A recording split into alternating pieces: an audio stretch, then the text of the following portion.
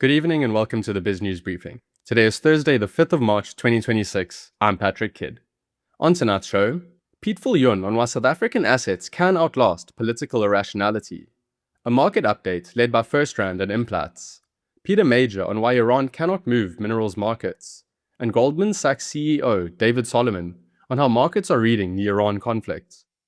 Speaking to BizNews editor Alec Hogg about how Pretoria's relationship with Iran could impact South African assets, ReCM's Piet Viljoen says political irrationality is outweighed by resilient business people, critical natural resources, and the country's distance from major conflict zones. Unfortunately, for a global perception, South Africa seems to be one of the few friends that Iran still has. What does that do to South African assets, though, given the stance of the government? Look, I think our government is deluded. I think they are completely, any rational thinking is completely obfuscated by their views on, social counterparties and that sort of thing. And there's no rational thinking happening there, but there hasn't been for a long time. And despite that, the economy chugs along because we have business people here that can do things for themselves. That's one aspect. And the second aspect is this country is well endowed with natural resources, which the world wants in increasing volumes, given the reindustrialization of the US being their policy, the rebuilding of supply chains, localization of supply chains. To do those things, they need the sort of resources that a place like South Africa has.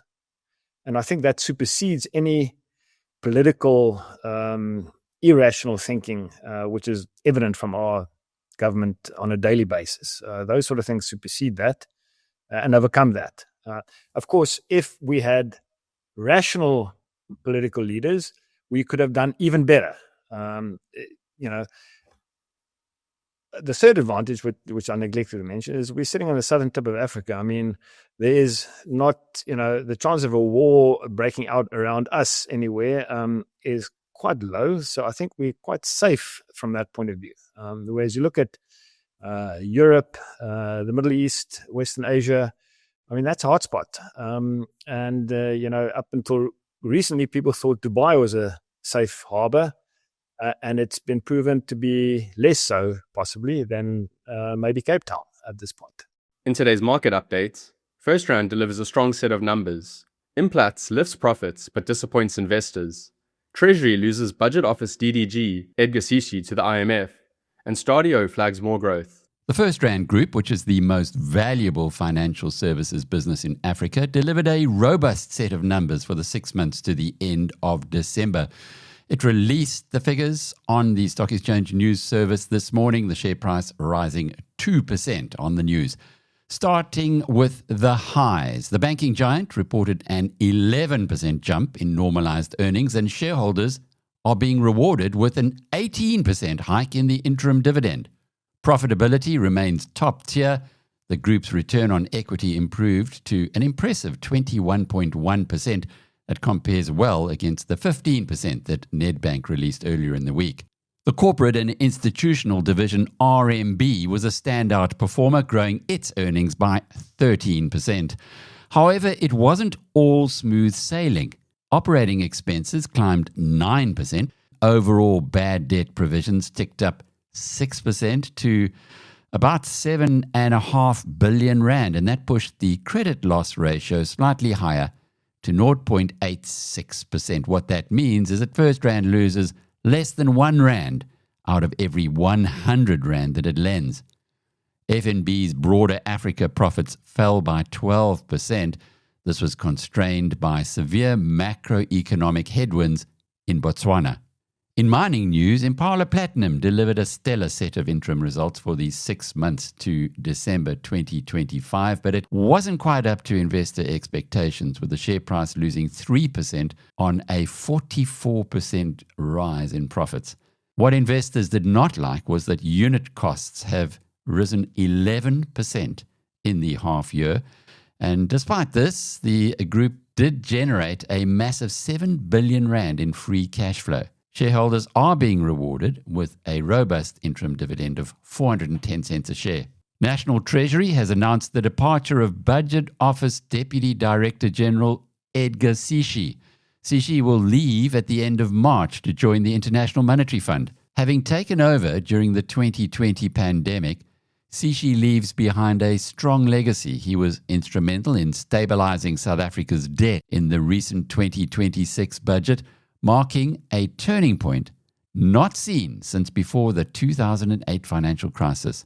From next month, Marumo Maki will step in as the first of 3 rotating acting heads, while a permanent replacement is being recruited. Private higher education group STADIO continues its impressive growth trajectory. In a trading update for the year ended December 2025, the JSE-listed company announced that it expects core headline earnings to rise by up to 27%. That's a positive signal for South Africa's booming private tertiary education sector, with STADIO's full audited results expected to drop on Tuesday, the 17th of March. The founder of STADIO, and indeed the same man who founded Curo, Dr. Chris van der Merwe, will be joining us at the BizNews conference next week. There are still a few tickets left. Go to biznews.com. Mining guru Peter Major says that Iran may be mineral rich, but it cannot ramp up production fast enough to move global commodity markets. He also says South Africa appears to have gained little from its relationship with Tehran. Major spoke to BizNews editor Alec Hogg last night. What does this mean for what South Africa's interest should be here, which is our minerals? Iran's got a lot of minerals, according to mining engineers and geologists I know, but they've been tied up for 40 years. And so whether if they just disappeared off the map or if they became very productive tomorrow, they can't start producing enough minerals to make a difference in world commodity markets for some time. As far as South Africa goes, I'm not sure what we got out of this Iranian relationship, Alec. You know, there's definitely missing parts here that I don't have a clue, that we so fervently were backing them and pretending we were friends. Maybe we really were. I just didn't think the ANC had a lot in common with them. Anyways, it hasn't benefited us that I can see at all. And in fact, it's probably taken a lot more away from what this country could have gotten from the rest of the world by pretending we were so close or going through the motions or trying to be so close to them. Yeah, metals markets. Look, oil will come down once these missiles and these drones drop dramatically in number. And hey, that's got to be finite. If you keep blowing up the production facilities, they can't keep just churning them out. The oil price will recover. You know, oil is high because these missiles and drones, they can take out massive oil refineries like you're seeing the Ukrainians doing with Russia. And it doesn't take much, huh? Half a dozen $50,000 drones dropped in the middle of a big Saudi, million barrel a day refinery, 5 million barrel a day. Geez. So I think when they decimate anything that can fly, oil will start recovering, because then ships can go unhindered and people will operate plants. But all they can do is really anger the rest of the world and keep oil prices high for another few weeks. But there's no shortage of oil in the world. And if anything, a free Iran, the whole world will help them and allow them to produce to their capacity, 2, 3, 4 million barrels a day. Instead, they've been producing 2 million barrels a day, and they had to do it like Russia, surreptitiously, and probably sell at 30, 40% discounts. So the sooner we get stability there, the sooner the whole world will help them get their production, probably higher than it's been in 20 years. So oil prices will definitely come down. This is short term. Robertson, a small town in the middle of nowhere where a wine farmer claims to have sold a Volkswagen Up to We Buy Cars. A farmer. What car did you really sell them? A VW Up. Right here in Robertson. Small town, but we know about We Buy Cars. Yeah, but what's a farmer doing with a VW Up? It was just a runaround. Cool cover story. And I see you traded it in for this, like a double cab Renault. Were they all out of ranges? We Buy Cars, the easiest way to sell your car by far.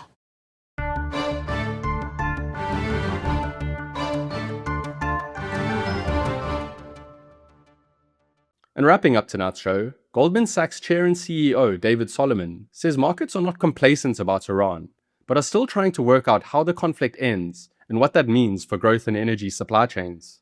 Solomon was interviewed by Bloomberg's Heidi Stroud-Watts yesterday. Markets are really gripped by what's going on roughly 8,000 miles away, right? The Middle East conflict is still front and center. We don't know how extended it's going to be. You said yesterday that you were surprised by how benign markets were. Your team of strategists, led by Peter Oppenheimer, is saying buy the dip. Do you see complacency at the moment? I don't see complacency. I think there's a lot of uncertainty around the direction of the conflict, how it'll be resolved, what the off-ramps are. And, I think it's fair to say when you look at markets, market reactions have been relatively benign.